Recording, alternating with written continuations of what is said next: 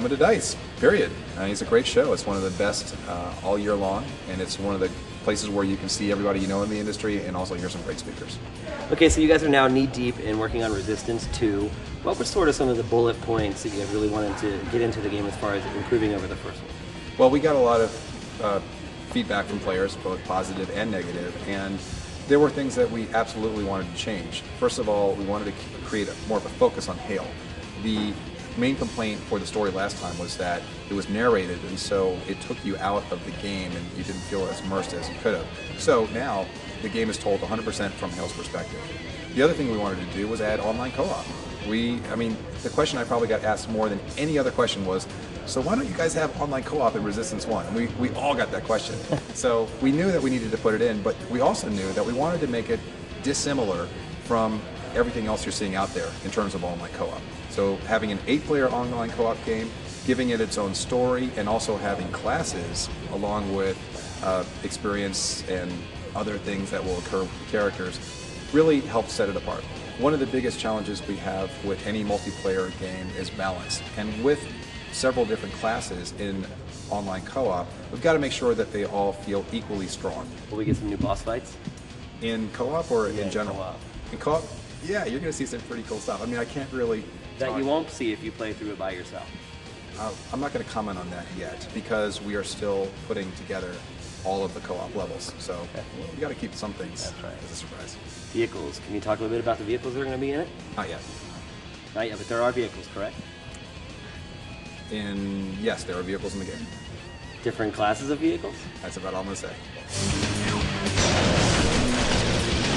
On Resistance 1, when we did offline co-op, we ran into some serious challenges with making co-op fun when the game had been designed for a single-player campaign. So we decided, screw that, let's make a completely separate campaign for online co-op. So this is a separate story that follows 8 soldiers in their path. 60 players really hasn't been done, I think, on consoles, and so what we did was we took a look at what makes multiplayer fun, and what makes it fun is being able to band together with friends of yours and go out and accomplish objectives together. And we realized that with a little bit more squad management and more attention to to objectives, we could expand the multiplayer game to 60 players and mitigate the chaos that one would expect from such a large number of players.